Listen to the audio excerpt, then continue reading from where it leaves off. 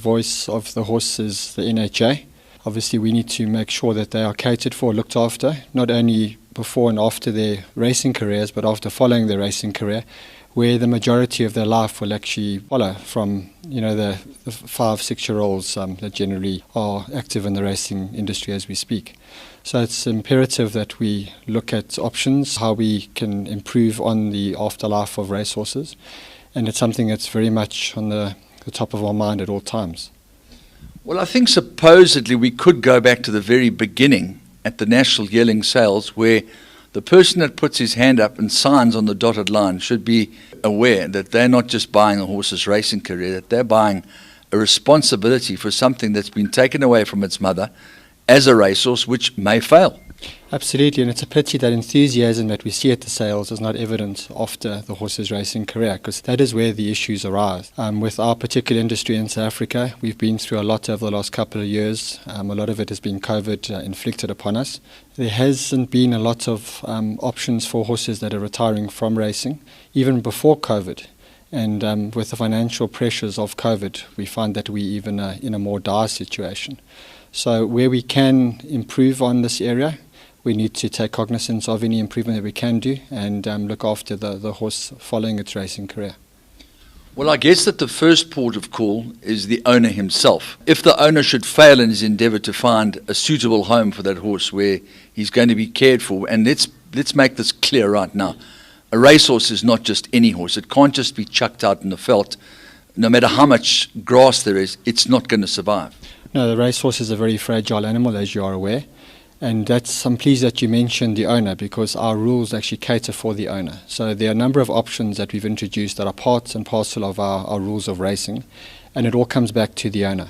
The owner can transfer the horse into another ownership if he so desires. In other words, it can be relocated to another centre or to another owner who can house the horse or stable the horse as he sees fit. The other option is for the horse to be surrendered to an official horse care unit. Another option is for the horse to be humanely euthanized, or for the horse to enter a breeding establishment for the purposes of breeding. Otherwise, the other option is if you want to put your horse onto an auction for selling, then that horse has to have what we call a second career assessment form, where a licensed veterinary surgeon will do the inspection, will fill out the form, and will confirm if that horse is suitable for another career outside of racing. Now, once that is done by a veterinary surgeon, that absolves the owner of any further responsibilities. And that is also very important if it goes onto an auction, because we don't have any control where that horse may end up following its racing career and having passed through the auction lot. Obviously, with my dad being in horse racing, it's been my whole 19 years. I remember being little in Durban and going to the track, always with horses. Then I moved to Cape Town and I started lessons, and then we moved here. And then, I got told about Dollar. And it was kind of like, okay, let's try it. After about 3 years, I got him. So it was quite long before I got my own horse. And the minute I sat on him, I was like, okay, this is like my soulmate. But he kind of found me. Fortunately, we have a lot of good people in and out of the industry that love the horses. But again, I go back to the fact that there aren't enough good homes for these horses following their racing career. Well, during our discussion, you mentioned a horse care unit. The fundraising for those projects and the education of the people that work there is probably one of the most important undertakings that the NHA really has on its hands. Absolutely, yes. It's something we always like to assist with. There's never enough funding for this type of units. The work that they do is astonishing. They're on a shoestring budget. I've been there personally at the unit when they've had calls to go and look at horses or retrieve horses from dire situations. I was there a couple of months ago where they were called out to save 20-odd horses, and they were ready to go and get these horses. That's the type of passion that is evident from the people that work there. But they do it for the very love of the horse, and they're always short of funds. It's something that we always look at assisting. There can never be enough fundraising initiatives to assist the units. We see it on a day-to-day basis. My daughter has one of the horses that were at the unit, and we now keep the horse as a pet on the farm. And there are many people that go there and sponsor horses, that take horses from the unit, train them up to be decent jumpers, dressage horses, even cross-country horses. I think we can always appreciate that the thoroughbred racehorse is an equine athlete, and there's a lot of scope for them in any career following races. And I think that's where we have to educate people, that the equine athlete is definitely something that you can forge a relationship with and get a lot of joy from, and look after it for those years post-racing. Well, you cited an example prior to us going live relating to your investigating officer, which is very heartwarming and almost gut-wrenching to think that such action has to be taken. We'd love to hear that story.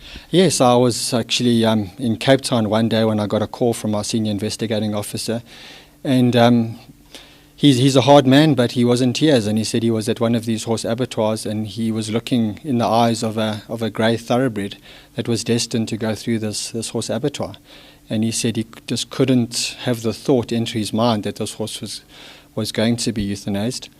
And he made an offer on the spot for this horse. They charged him what they would have charged for in terms of its meat value, which he paid for.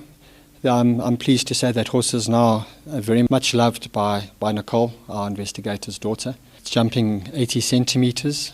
She really gets on with the horse very well. In fact, I've been told that she can't wait to get there every day to go and visit the horse. And she really dotes on this grey horse. It's everything to her.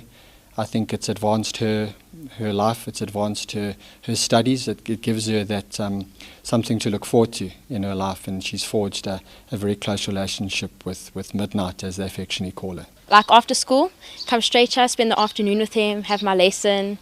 It's like the detox of the week. So if I had a rough day at school, I know I have Friday lessons and him to cheer me up. I think when we got him, he didn't used to eat his food, he would hardly eat. And he was scared of carrots, terrified of the horse box. It was quite scary because I know that there's other horses that are going through this. He's still a bit scared of horse boxes, but he's much, much better. I absolutely love him. He's my best friend and one of the best horses I've ridden. I think Midnight and every other horse as well is actually probably the best therapist that you can find anywhere. So after a hard week's work, we as a family come here on a Saturday and we all enjoy the horse riding and the show jumping, and I think that's our therapy, so it's also a blessing for us. I believe horses find you, so I guess maybe he found me. He was stabled at my trainer's yard with another girl, and they just happened to ask me to ride him that day and give him some exercise, and I jumped one jump and I fell in love with him.